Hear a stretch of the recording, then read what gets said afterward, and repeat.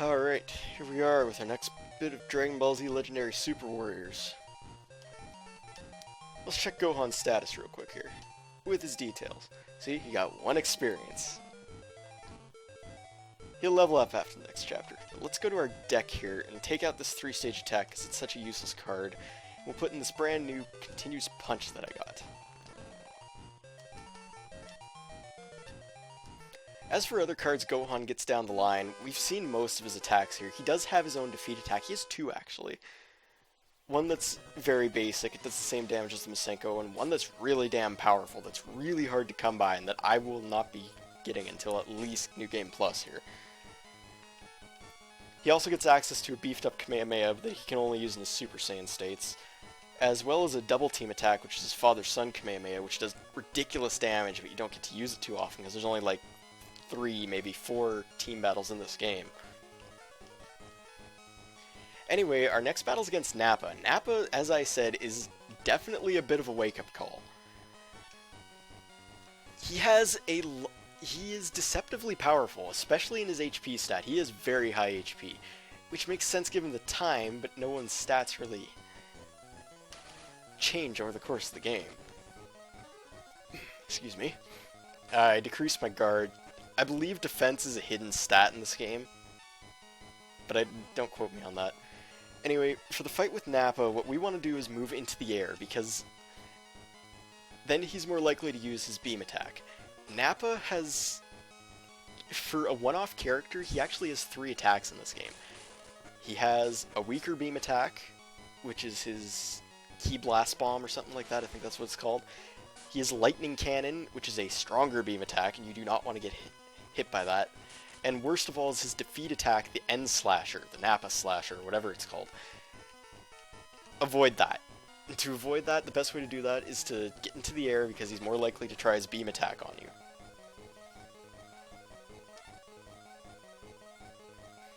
It's part of why Nappa's such a tough boss, or such a tough opponent. It's because he's the second I'm tripping over my words all over the place here. He's the second battle you face. And he's so tough, and he's got so many moves. He's so unpredictable. He's easier to get to do what you want in the first time, but in subsequent playthroughs, he's going to throw a lot of shit at you. He's going to be making you pull your hair out. On the other hand, that makes Nappa an actually good character to use, because you can unlock him and use him yourself. Every character you fight as or fight against is usable in this game. Obviously the ones you fight as are usable. But you fight as, or you can unlock every character you fight against, and there's 2 that you actually don't fight against at all that you can unlock.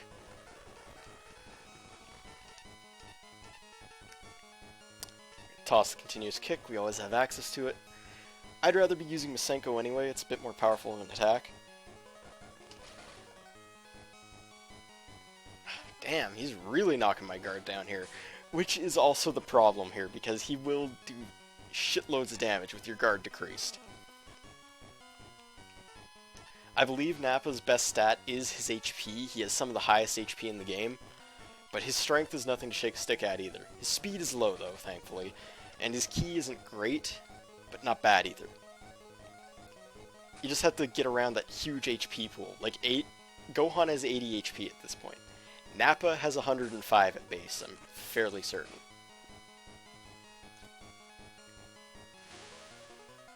Something I did forget to mention is that the strength stat does not affect command attacks.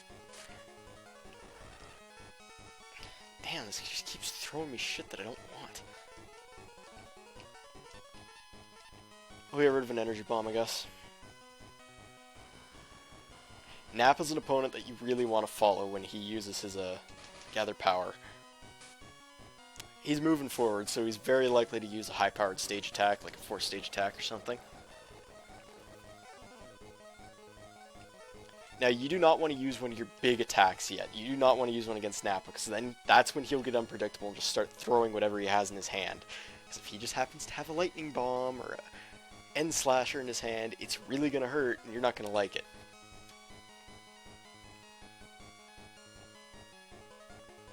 I will comment that Nappa's got one of the better looking sprites in the game. Gohan's isn't bad, obviously, but Nappa's is really nice. It actually does remind me of Nappa. Except he's got that dot on his forehead. I mean, you'd think that of Krillin, but not Nappa. Ooh, maybe I'll be able to decrease his speed a bit. I guess we'll toss the continuous kick.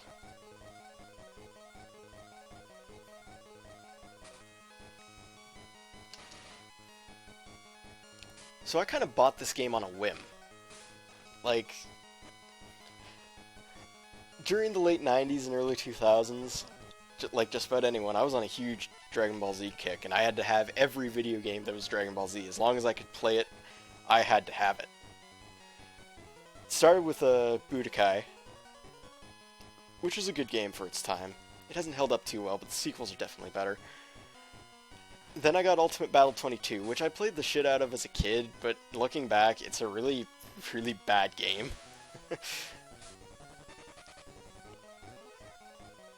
And then I think next was this game, actually, and I don't regret buying this game at all. I've put a lot more hours into this than a lot of non-licensed games out there. This game is actually... it can really suck you in once you start to know what you're doing.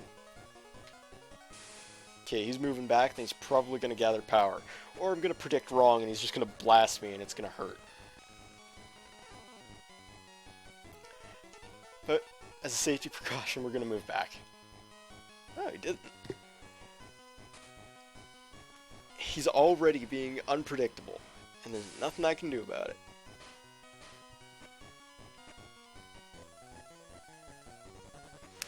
You know, when I was talking repetitive music, the main battle theme is one of the ones that's really repetitive and annoying to listen to. Oh, look, a continuous punch that I just can't use. I'm gonna have a lot of costs. A lot of CC, a lot of stuff to spend.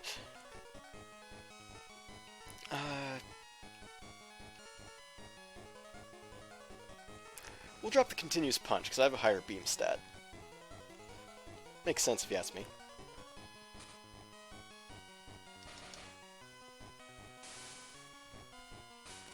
Ooh, and now he's in the air. That's good for me.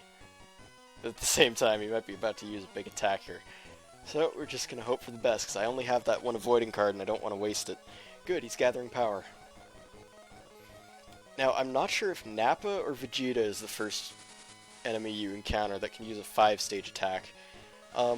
There's 4 command attacks in this game. There's the 3-stage, 4-stage, and then there's also 5 and 6. You won't start seeing 6-stage attacks until very, very late in the game. Okay, we're going to gather power here. I guess we'll toss the energy bomb. I've got a lot of CC, so I can waste it on awesome cards. He's up in his key. Now, because he's probably about to use a command attack, that's why you want to use your card that defends against them. There's a couple of them. I've got Foresight, so we're going to use that.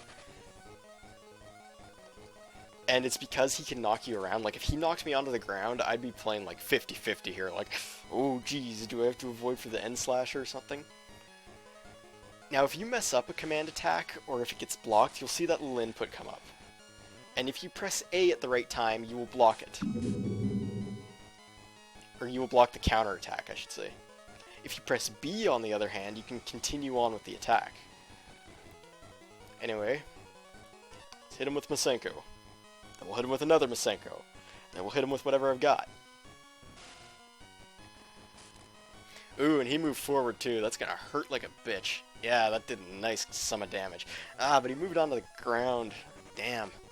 Okay, well we're gonna use avoiding because we're in the air, so he's likely to use his lightning cannon. And I think I over-exaggerated a little bit. I know his end slasher is powerful, and you don't want to get hit by that. But his lightning cannon is... I think it's only as strong as a Masenko. Don't quote me on that, though. I'd have to look it up to be sure. Now, as I said, sometimes the AI gets a little bit smarter once you hit him with a big move, so yeah, he was able to correctly predict what I was coming with, and sometimes I think that's just the AI being a cheating bastard. Being kind of a dick about it.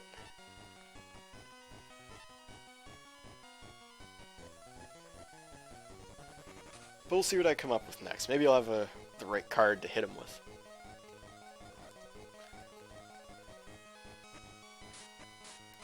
After that first round of combat, you have to be a lot more wary. You have to remember what you might have just hit him with, or maybe start to count how many CC he might get. Like, you'll know when he's starting to get really high CC anyway.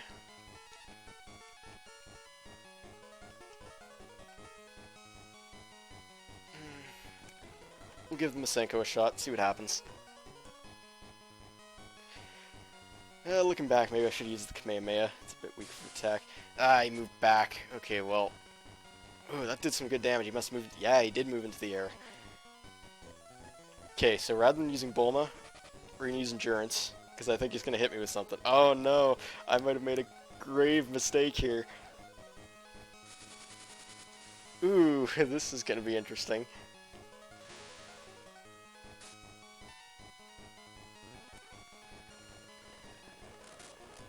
Oh, that's helpful. Okay, with any luck, I may be able to take him down with 2 consecutive stage attacks like this. But I might also get my ass kicked. I almost screwed that up. Ah, he moved down again. Shit. Oh, good. He's down to very little health. I just have to hope that he uses a stage attack. Now, some characters do have access to, or rather than have access, they will have healing cards in their deck. I don't know if Nappa is one, but I seem to recall that he is. That might be on the New Game Plus, though. I'm gonna keep calling it New Game Plus, but it's not really a new... It is and it isn't.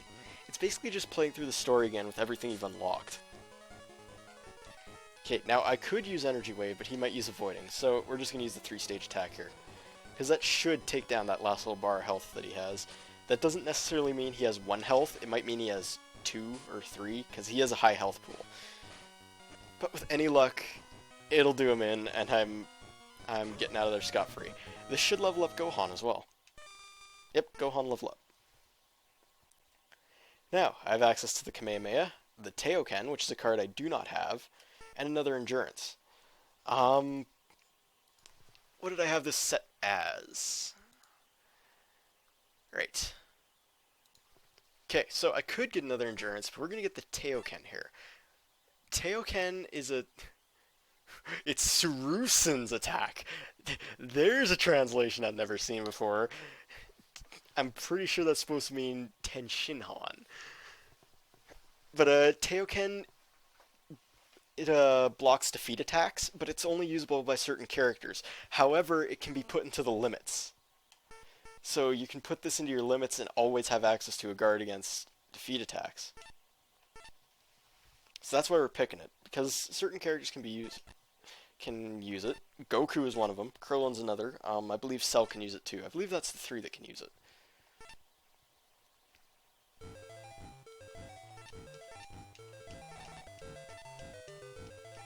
Anyway, we will put points into myself here in a minute here. And guess who has shown up?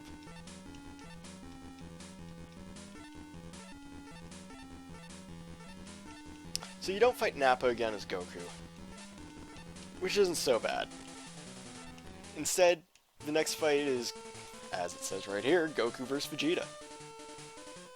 I like the jingle that plays here, by the way. It's a very nice, epic sound to it.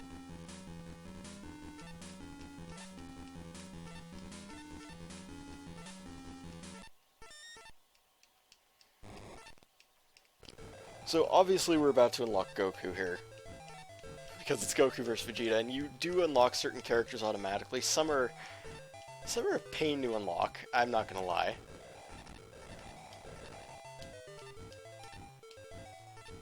Piccolo and Vegeta are the 2 that come to mind. They're not easy to unlock. There's a lot of hoops that you have to go through, but if you play the game, or if you don't play the game, if you basically just have to use certain characters in certain battles, and never lose a battle. If you lose a battle, just turn the game off and reset. Do not go back to the title screen, or it'll count as a loss. I won't have to use save states in this game, I know it too well by now. I've said that about Fire Emblem too, but I have used save states. Anyway, Goku joined the party. And with him, he brings us a 4-stage attack, which we know. The S Kamehameha, which is a super Kamehameha. It's a beefed up Kamehameha. How many times can I say Kamehameha in the next 5 minutes? And the Kaioken, which is a ridiculous support card that can be put in his limits.